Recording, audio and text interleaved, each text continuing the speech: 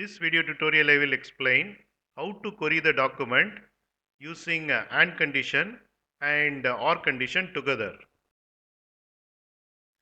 Here you can see the example from books collection.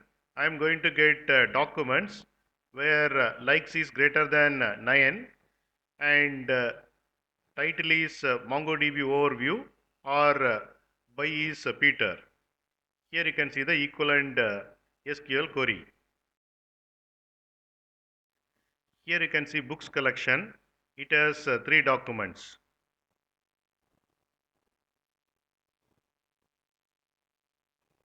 And I'm going to execute this query. And we got 2 documents.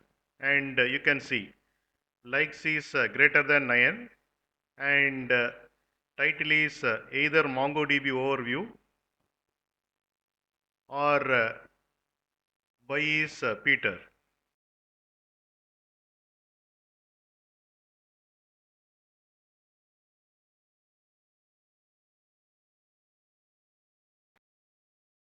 You can get Java source code link for each video in the description section of the video. Here you can see the description section. Click on show more and here you can see the Java source code links. Click on these links to get the Java source code.